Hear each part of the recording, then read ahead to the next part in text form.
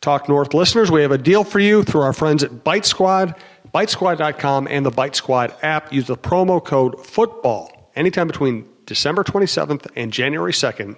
Use the promo code FOOTBALL, uppercase, to get $5 off your food order of $20 or more. That's $5 off orders of $20 or more. Go to bitesquad.com, the Bite Squad app.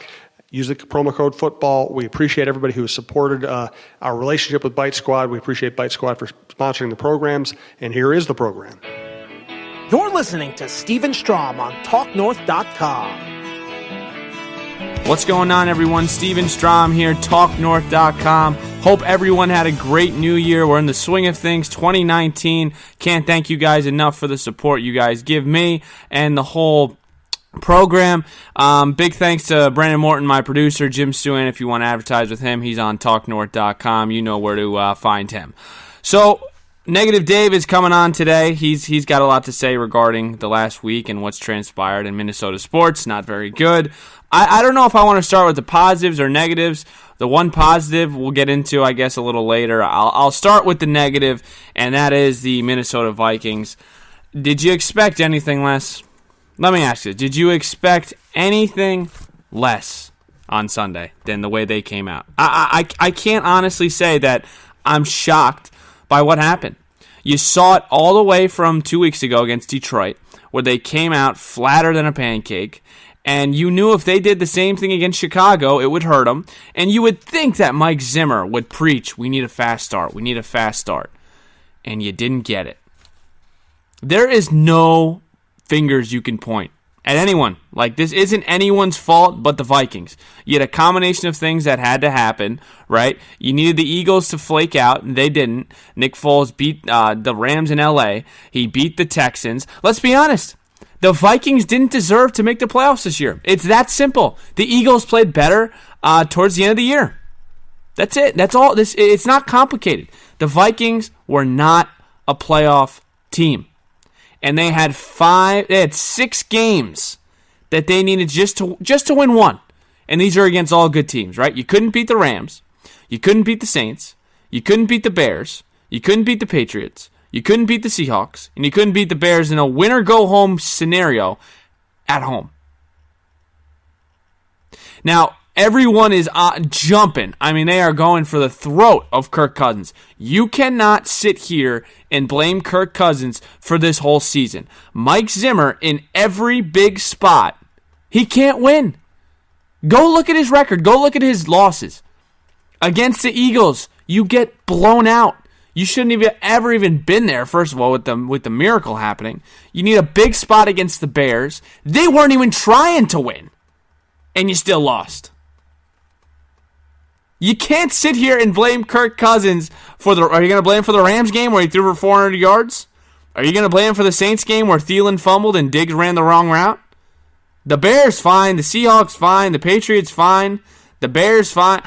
But I'm not going to sit here and I'm not going to blame this on one or two guys. This is the whole team. This started with Nick Easton, him out for the season, the death of Tony Sperano, Terrence Newman retiring, Dalvin Cook hurt all the time in the beginning of the year, Andrew Sandale going down, Griffin went through the mental stage, John DeFilippo was horrible, the kicking situation didn't help. I mean, this is Mike Hughes, who's a starter, tore his ACL, and I know everyone deals with adversity, and the defense. I mean, the defense in big spots under Zimmer, they fold. They folded against the Eagles. They folded against the Bears. They folded against the Patriots. I mean, it isn't one thing, okay? In the beginning of the year, the defense stunk, and the offense was great. And you thought, okay, you got to assume the defense is going to get their stuff together. As soon as the defense got their stuff together, the offense struggled.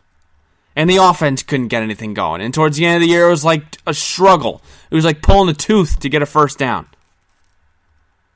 The kicking situation, the special teams. I mean, the Vikings could never get on the same page. And that is the definition of an average team. When you can't play all three phases the right way once this year, you're not a playoff team. And I can't remember one game where I looked back and said, wow, this is what the Vikings are capable of. You never saw the Vikings at their fullest potential in all three phases. You didn't.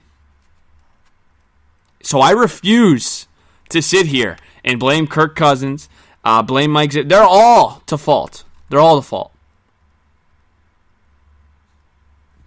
You're stuck with them for 2 more years. I'm not, and don't say that this is a failure after year 1. That's unfair to say. You got 2 more years of this, and they're already trying to bring in Hugh Jackson or whatever. I mean, Zim, you need to create some stability in the franchise. Every year, there's a new offensive coordinator. Every year. I think you stick with Stefanski and just, give him some time. It's 3 games. There's 3 games. What, are you going to bring in another guy so Cousins can work? So Cousins is going to work with 3 different guys in less than 12 months? He had DiFilippo. He's going to have Stefanski, and then he's going to get another offensive coordinator? Come on. You got to stick with one guy. Zimmer's always switching guys up offensively. So, look, you got to build in the draft next year. I made a point, and by the way, subscribe to me on YouTube. I'm putting my little segments up on YouTube. I made a point yesterday regarding maybe the Vikings may have invested in an outdated stock, right? You're seeing less and less of the pocket passer, Kirk Cousins quarterback type. As you see the NFL really evolve to this new modern day mobile quarterback, right? So like Andy Dalton, Matt Stafford, they're kind of like Cousins in a way. They can't really run. They're very limited mobility wise.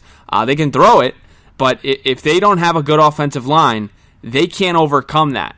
And you saw in the draft this year especially that teams are starting to pick dual threat quarterbacks. When I say dual threat, I mean guys that could throw it and run. Right, so Baker Mayfield, dual threat. Josh Allen, dual threat. You go back to 2017, Deshaun Watson, dual threat. Patrick Mahomes, dual threat. 2016, Carson Wentz, dual threat. Dak Prescott, and so on and so forth. So that's kind of the trend that the NFL is moving towards. So when Spielman and Zimmer went out and got Kirk Cousins, who is, listen, I knew he wasn't mobile, okay? He's got like cement in his cleats at times where you're just like, oh my gosh, it's like you need 2 yards and he's just as slow as a turtle.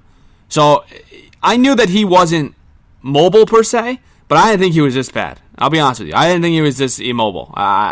He is slow. So knowing that, and this is a 20-year-old kid knowing this, why doesn't Spielman and Zimmer at least look into it? Okay, which way is the NFL going towards? Is it still a traditional pocket passer league? There's only a handful of them now. Tom Brady, Drew Brees, Matt Ryan, Phil Rivers. Yeah, those guys are pretty good. But then you look at the other ones, the Eli Mannings, the Joe Flaccos, they're done. They can't throw the ball without any protection. They're fossils in the league now, and that's why they're going to be gone next year. Just because of Kirk Cousins' age doesn't mean he traditionally fits the system of the new NFL. If Spielman and Zimmer really did their homework, they wouldn't have drafted Mike Hughes in the first round. They would have drafted an offensive lineman. As soon as Nick Easton got hurt, what'd you do? You got Brett Jones from the Giants? Zimmer and Spielman knew that Kirk Cousins he needs protection to throw the ball. And they didn't do anything about it. So it was so inconsistent. There was times where you're like, okay, the offensive line played really well. And then there's times where you're like, oh my gosh. Against the Bills, what? There's so many games this year where you're like, how the heck do the Vikings lose this game? How do you lose to the Bills at home by 20? More than that, I'm being generous. How can you not beat the Bears once? I know the Bears were good this year, but damn. You couldn't beat the Saints. You were up. You gave that game away. The Seahawks, you're on the goal line multiple times. You can't score. There are so many instances where you look at this season and say, how? Why?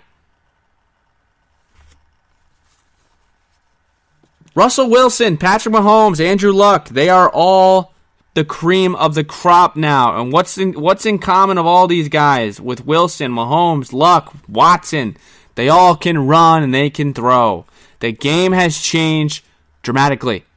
If you want to have a Tom Brady, Matt Ryan type quarterback, you better make sure you have an elite offensive line, and the Vikings didn't do that for Kirk Cousins this year. Once again, not making excuses for the guy. Okay, he didn't step up in a lot of big games, but Zimmer didn't either. And I can't stand when they show Cousins' record versus winning teams on national TV. Show Zimmer's, because it's probably not even better. All I'm saying is, before we blame Kirk Cousins, let's look at management for not adapting with the current times and look around the NFL. Look how the trend is going. It's no longer a traditional sit back there and we're going to let you throw all day league. Offensive lines are getting weaker. Defenses are getting better. Quarterbacks are getting faster. You're stuck with Cousins for the next 2 years. Don't tell me you're going to trade him, because they would look like absolute fools if the Vikings traded Kirk Cousins. The franchise would look so stupid if they go out and get an $84 million quarterback and trade him away after 1 year. So don't give me the whole trade thing. You're stuck with him for 2 years. Draft for him. Build around him. You still got a good defense. And you notice I didn't say great. They're not great anymore. They're good. They're a good defense. They're not like the Bears. The Bears are an elite defense, thanks to John Gruden. But regardless, the Vikings have a good defense. They don't have a great defense. They had a great defense a couple years ago. And then ever since Philly, it was like they just stopped believing in themselves. When adversity hits the team, it's like everyone folds. That's a soft team. That's a mentally weak team, and that's really apparent on the coach. So you need to draft well for Cousins, okay? Like I said, you don't have to draft defense. You need to draft well for Cousins, build around the offensive line, and they'll be all right. If you give Kirk Cousins time, he's a hell of a quarterback. But if he only has 1.5 seconds or 2 seconds to throw the ball, you're going to get the same results this year. Let's switch gears, okay? Let's go to positives.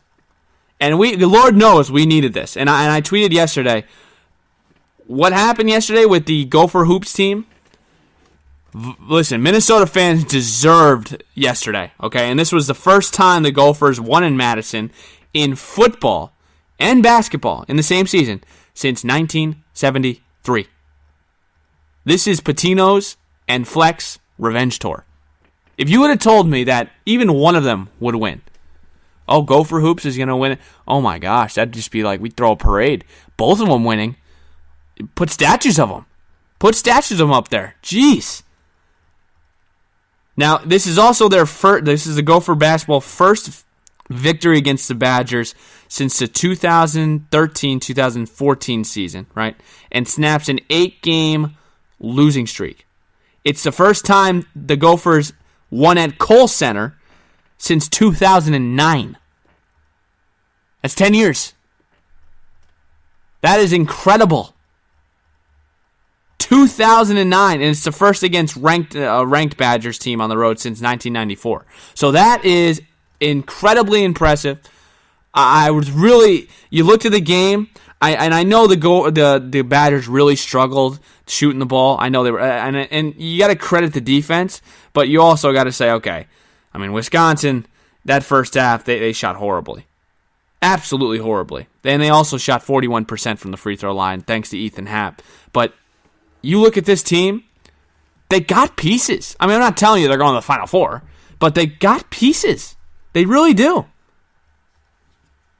Amir Coffey's playing out of his mind. He plays that Ben Simmons type of role, not comparing him because he's a way better shooter than Ben Simmons, but he's playing that type of role where the ball's always in his hands.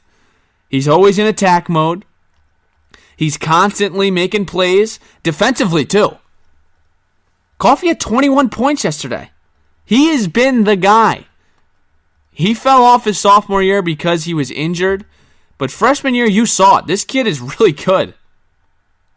And now the Gophers are 12-2, 2-1 in the Big Ten, and they've got a huge chance to really, I can't believe I'm saying this, but take control of the Big Ten. You have Maryland at home. Maryland's 11-3.